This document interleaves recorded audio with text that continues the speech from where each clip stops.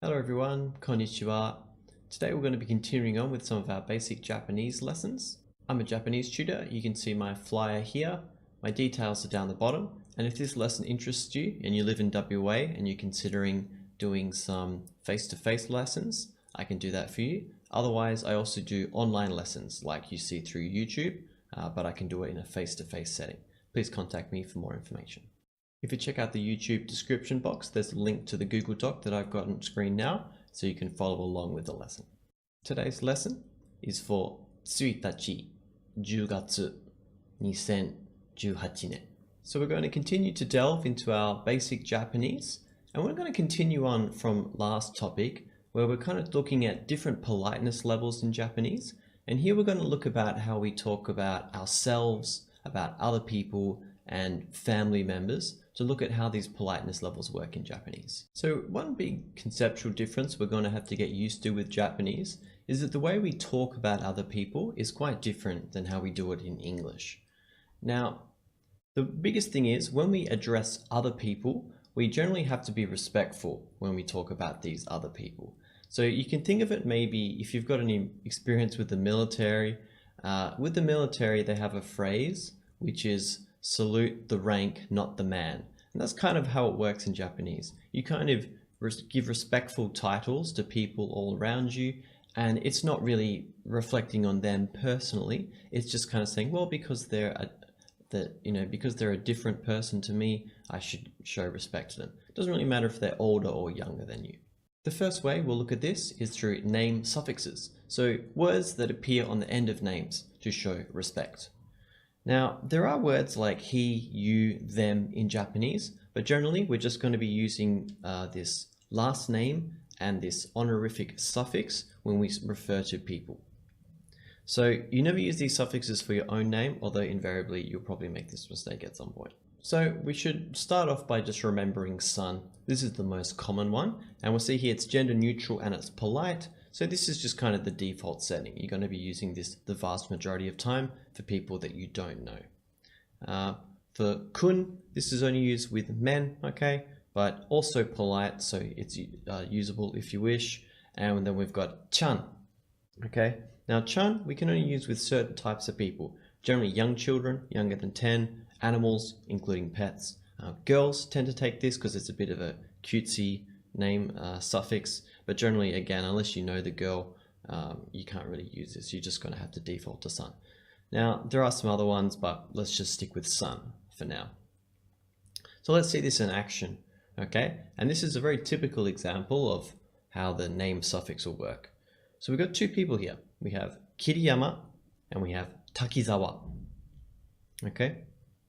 And then Kiriyama starts off, right, and says, "Ah, Takizawa-san desu ka?" So, are you Mr. Takizawa? It also can be Mrs. as well, by the way. It's gender neutral, so it applies to both. And then Takizawa says, "Hai, Takizawa desu." So, yes, I'm Takizawa. So notice here that Kiriyama puts the son when they're talking to Takizawa, okay? So when it's someone else, Takizawa-san. But when Takizawa answers and says, "I'm Takizawa," can't put son on the end of his own name, okay? So he just says Takizawa desu, all right, to keep it polite. Now, invariably, you're probably going to put son, your own name, at some point. Don't worry about it. We all make this mistake at some point, I think. Okay, so we can use son when we're referring to other people, but how do we refer to ourselves? Well, just like in English, Japanese has a whole bunch of words for I or me and these kind of words. Now, Japanese kind of puts it all into one word, and we'll see that, for example, we can say watashi, okay? Now, this is kind of like son. It's the default one, it's gender neutral, and it's polite, although you'll see that men tend not to use this, although in polite situations they will. Now, the next one, we have boku, okay? Now, this is for men only. Again, it means I or me. It's kind of the same coverage as watashi, but generally it tends to be kind of, I notice younger people tend to say this, and it's also kind of a way to kind of show a bit of respect, because boku kind of lowers your, it's hard to describe, but I've noticed people will use this when they're trying to be deferential to other people. And ore, now pretty much you'll never really need to use this. Just put it here for example, but this is a kind of very casual one. It's a bit rude actually, so you're not really going to use this. You'll hear it occasionally, and you'll kind of get used to the situations you can use this. But I've found almost every time I've used this, I've been told off by Japanese people. So yeah, it's kind of a weird word like that. So generally, we're just going to stay with watashi. Now, I've got here that often you won't need to use these words because it'll be obvious from the context. Now, for example, someone might say, what is your name? Okay, so in Japanese, when you want to say my name is, it's kind of redundant to say my name because the person's already asked you your name. There's no one else who's going to be able to give this answer and still say it's your name. So the I and me or my, all of that's kind of redundant in Japanese. So for example, they might say, onomae wa nan desu ka? What is your name? And then you can just say Takizawa desu, Yamada desu. You can just say your name because it's known from context. So often we'll see that this is what's going to happen with Japanese. The word is kind of useless, this word I or me. But there are some situations when it is important that we point out that we're speaking about ourselves, for example. So we've got three people here. We got Irie-san, Hamasaki-san, and Tanaka-san. So Irie-san says, Natto wa suki. All right, now natto, this is a kind of Japanese soybean thing. It's kind of smelly. Not a lot of people like it. Very good for you, but not a big favorite among people who are not used to it. So natto wa, as for natto, suki. Do you like it? And Hamasaki says, just like, no, I don't like it. And then Tanaka says, watashi wa, so as for me, oishii, it's delicious. Okay, so when you think about what Tanaka says stand alone, watashi wa oishii, you might think, well, as for me, I'm delicious. As for me, it's delicious. It kind of seems like a bit of a strange thing to say. But really what we see here is the kind of usage of wa, okay? When we use this wa particle, remember it's our topic particle. So when Irie-san speaks first, she sets up the general topic of this conversation as natto, all right? And then Tanaka says watashi wa, so she set up a topic and it's me.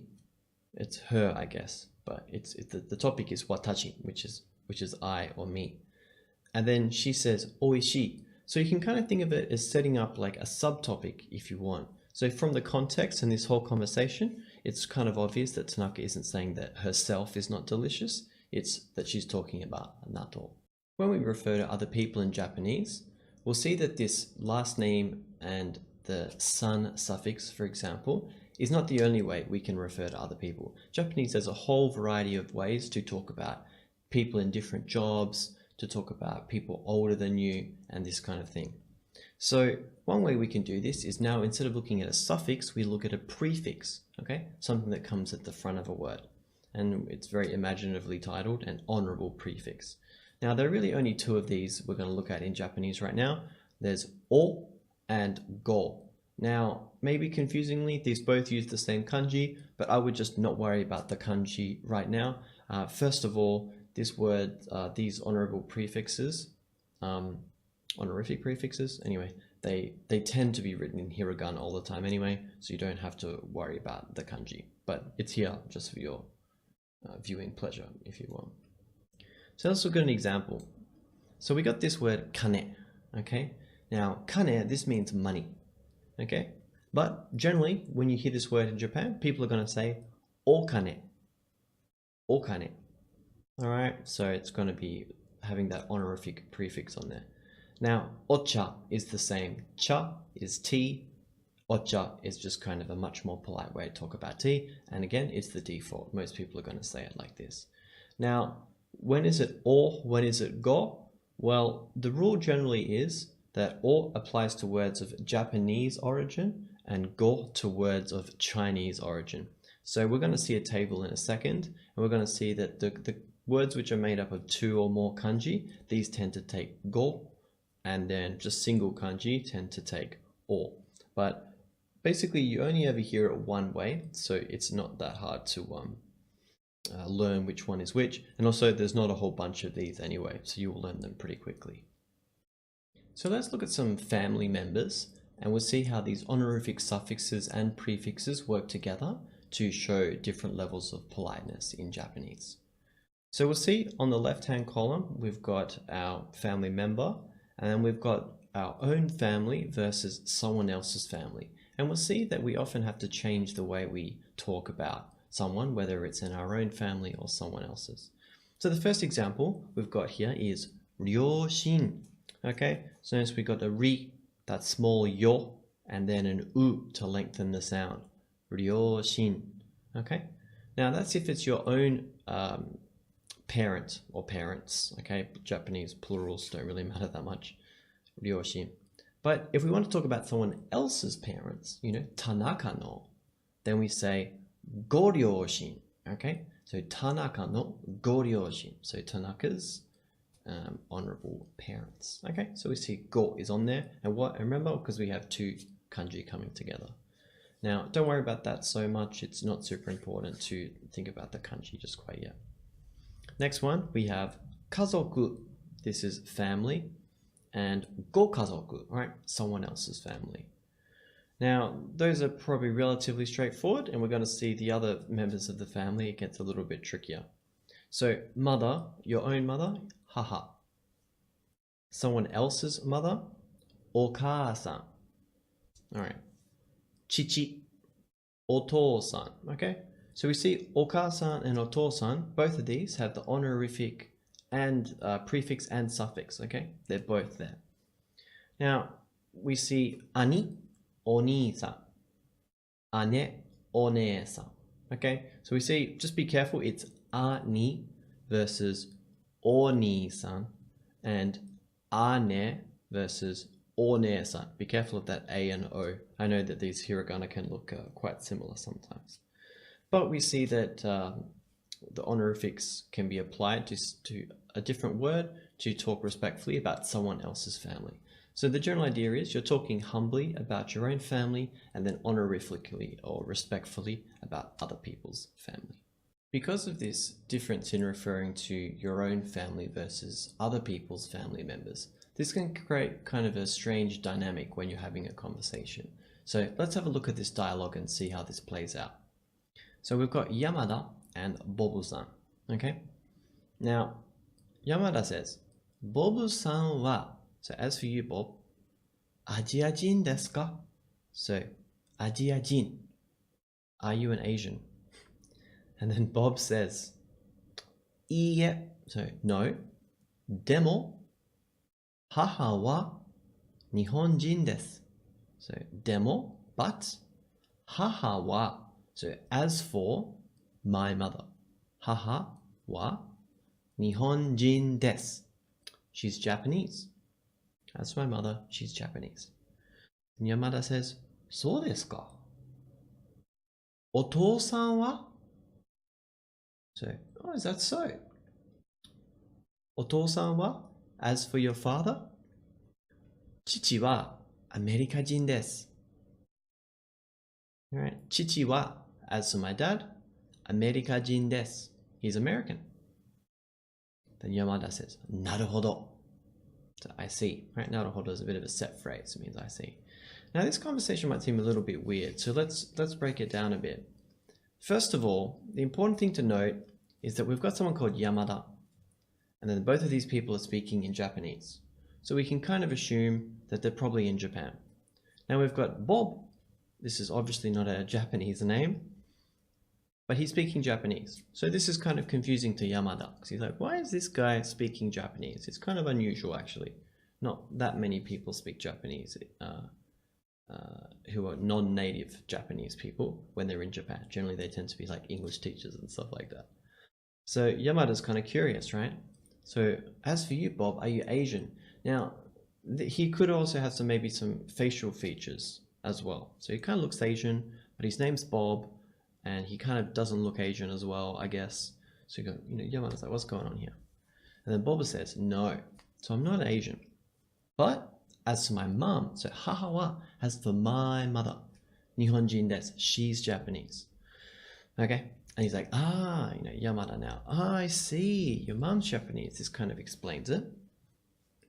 But it doesn't explain all of it because we know Bob's got obviously a non-Japanese name. Maybe his Japanese isn't 100% perfect, so Yamada thinks, oh, there must be something else going on here. So he asks about the father, right? Now, because Yamada is talking about Bob's father, he has to say otosan, because it's Bob's dad. So otosan wa, so as for your dad. Now, this is where the trick comes in, because Bob, even though the question got asked of him of otosan, now he's talking about his own dad, so he has to say chichi. Okay, so we see from line to line, it's already changed. So chichi wa, as for my dad, Amerikajin desu. He's American. Okay, so this kind of explains the conundrum to Yamada. He now realizes that Bob is maybe half Japanese, half American. So he says, naruhodo. I see. Alright guys, I hope this video helped. If you found it useful, please drop a like and subscribe to the channel. I'm going to be doing basic Japanese lessons over these next few weeks, and the goal is that you can get to conversational Japanese with just watching about 10 of these videos. So please leave a comment below if this helped you out a lot. Otherwise, I'll see you guys in the next one.